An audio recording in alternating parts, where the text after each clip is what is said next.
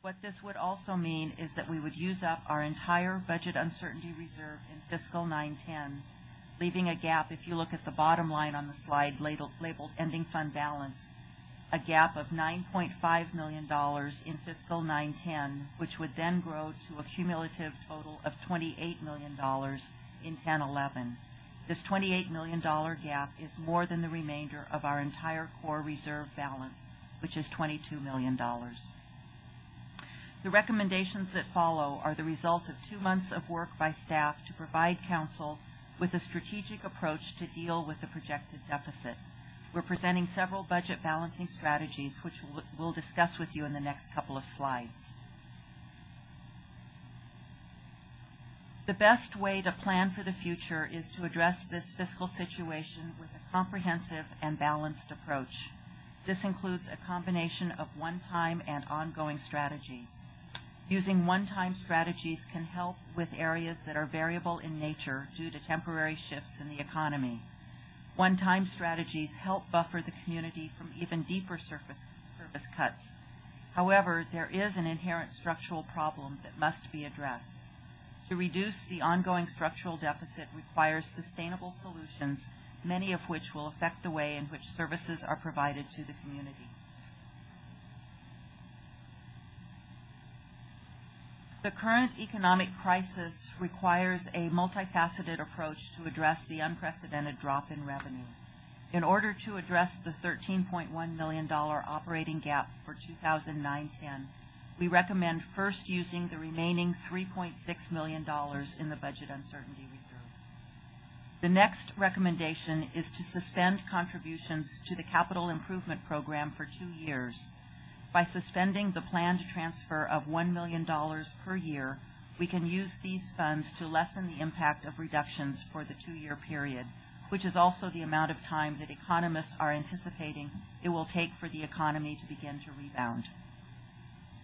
These 2 actions solve part of the problem, but we know that our ongoing expenditures will need to be reduced to a sustainable level, and we are working with departments to identify expenditure reductions of $8.5 million. Because we already made significant cuts earlier this decade and are already a lean organization, we expect these cuts will have service impacts. Included in this recommendation is the elimination of 11 positions that were budgeted but not funded in fiscal year 8-9 and again in 9-10. This will not achieve any savings for the 9-10 budget, but because we were hoping to be able to add those positions back into the budget in fiscal 10-11, that is an additional cost that is in the 10-11 budget at the moment. We now know that filling those positions will not be possible for the foreseeable future, and eliminating them from the budget results in savings in fiscal year 10-11. This proposed strategy will address the projected $13.1 million structural deficit for fiscal year 9-10. There's also a policy change that we're recommending.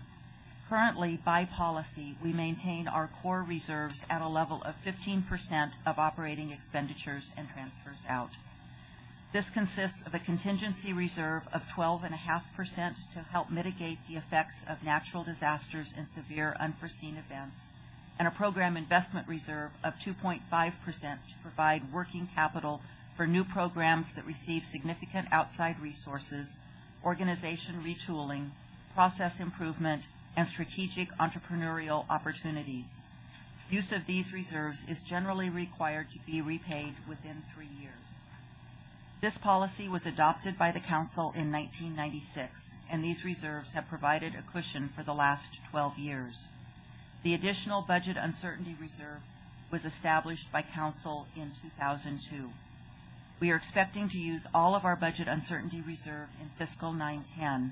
However, our 2 main reserves have been untouched, and the current balance is $22 million. Because of the unprecedented times in which we find ourselves, we have reviewed the reserve levels in relation to our overall budget. As a result, we are recommending that the Council reduce this reserve level to 12.5%, thereby freeing up 2.5% to provide a further economic buffer. The 2.5% represents $3.6 million, and we propose that this money be deposited into the Budget Uncertainty Reserve for use if needed in fiscal 10-11. This recommendation would leave our remaining reserves at $18.4 million and would require a policy change from the Council to reduce the city's reserve levels. The 12.5% is still within the Government Finance Officers Association guidelines and recommended practices, and we believe this reduced reserve level is still a prudent amount for a city of Fremont's size. This slide shows the effects of these actions on the future fiscal condition of the city. Again, the first two columns of numbers remain unchanged from previous slides. That's the current fiscal year that we're in, 08-09. The next two columns, fiscal 9-10 and 10-11, however, will improve significantly by taking the approach suggested. The ongoing net results of operations deficit, again, it's the green line in the middle of the slide, will be trimmed to $3.6 million for 9-10 and $5.8 million for 10-11. The ending fund balance, the bottom line on the slide, for 10-11 still shows a slightly negative result. Because that's 18 months away and much can change between now and then, we will begin to address the 10-11 budget next fiscal year, or sooner if it looks like the economy is not showing the signs of recovery that we're anticipating by then. About a third of the improvements in the result is the result of revising the reserve policy and one-time reductions such as suspension of the capital improvement program transfers. The remaining two-thirds of the proposed solution is attributable to ongoing strategic reductions to address the structural deficit. These ongoing reductions will affect which services we provide to the community. Due to the continuing economic volatility, we may suggest that the Council adopt a provisional budget for fiscal 9-10 when we present the budget proposal to you in May. And finally, we must again remind you that these recommendations do not include any provision for possible state actions. And with that, I'll turn the presentation back over to the City Manager. To summarize our presentation, the declining economy has hit home. The city's structural gap continues to widen, and a new budget balancing strategy is necessary. It's unavoidable. We've developed a budget balancing strategy that uses a combination of one-time reserves and ongoing reductions.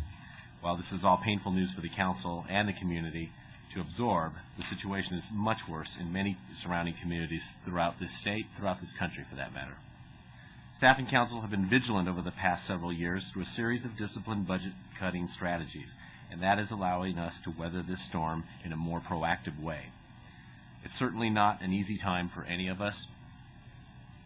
Through it all, we remain committed to managing the organization and helping Council lead the community. Our employees do a terrific job of providing outstanding service under very challenging conditions. That's not going to change. In fact, it will probably get worse. Now we are all being put to the test in a way to try to solve not only our problem in the city of Fremont, but contribute, I guess, to solving the problem in a greater global context. In terms of next steps, with the economy continuing to change so rapidly, we continue to update you as we get more information on our financial situation. We'll be back in mid-May with our fiscal year 2009-2010 budget, followed in early June by the first public hearing on that budget. Adoption of the fiscal year 2009-2010 budget is scheduled for early June. That finishes or completes our formal presentation to you. We're available for questions.